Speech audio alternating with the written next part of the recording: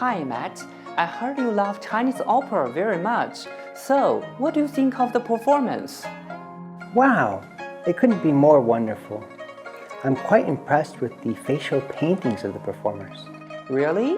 Actually, they are called 脸谱 or facial makeup in Chinese opera. Sounds interesting. Could you tell me more about it? Okay, I will introduce it in the following 4 aspects: a general introduction, basic characteristics, functions on stage, and application in life. Cool. I'm all ears. First, facial makeup is a kind of cosmetic painting art on the faces of performers on stage to express their personality. Being popular home and abroad, it has been regarded as one of the symbols of traditional Chinese culture. Great. Then what opera types in China have facial makeup? Does it only exist in Peking opera? I'm afraid not, and that's what most people think. However, many opera types have their own facial makeup culture, such as Qinqiang opera, Sichuan opera, and Henan opera. To enrich its facial makeup culture, each opera type learns and blends with each other and develops together. Therefore, facial makeup in Chinese opera exhibits both similarities and differences. But here, we'll only focus on the similarities. Okay. Just now, I noticed different roles paint their faces differently. Can all of them be called facial makeup? Well, as we know, the roles in Chinese opera generally fall into 4 types, namely 生, 旦, 静, and 丑. However, 脸谱 in Chinese opera mainly refers to the facial makeups of Jing roles.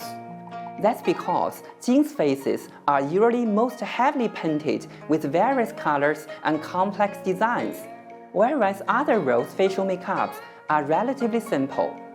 For example, Sheng and Dan's faces are only slightly powdered, and Chou roles usually only put a small piece of white powder on their noses.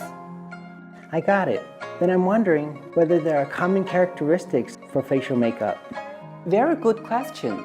In fact, facial makeup in Chinese opera has several common characteristics. First, it is a paradox of beauty and ugliness, which means exaggerated colors and distorted patterns can be very beautiful through creative designing and processing. Second, with different colors and patterns, it is closely related to the personality of a stage role. Third, its drawing techniques and designs are stylized, which means the colors, patterns should follow general rules, especially for historical figures or figures of the same type. However, it is also well known that the facial makeups of the same figure may be slightly different when they are in different ages or in different opera types. That is why no facial makeups are exactly the same. Wow, interesting. But I'm not so clear about the second point you mentioned. Or to be more precise, what are the functions of facial makeup?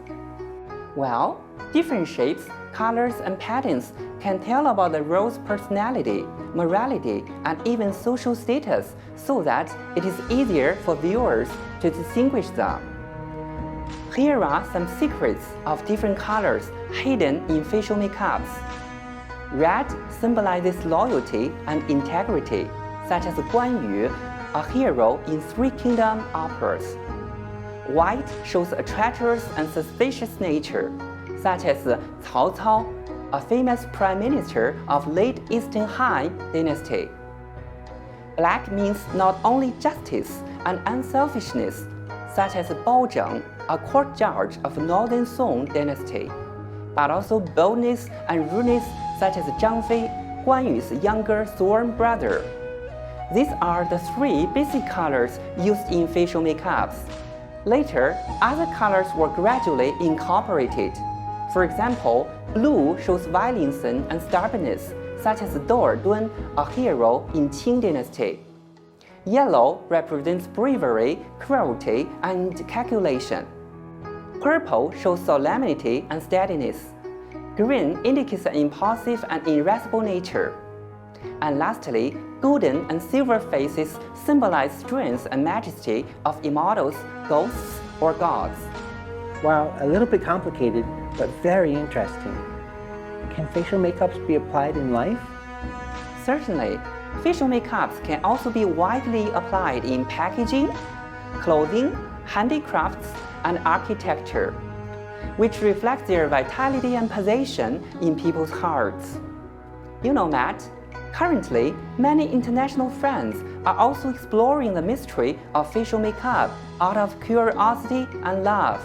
As Chinese, I feel very proud about this brilliant culture. Wow, fantastic. Thank you, Matt.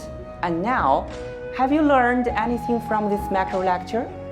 Yes, I learned a lot about facial makeup, such as its definitions, characteristics, functions, application, especially the symbolic meanings of the different colors. You really learned a lot, Matt. Then a quiz for you. Do you still remember which color symbolizes loyalty and integrity? Well, I think it's red. You are right, Matt. Excellent job. And the others, have you got it right?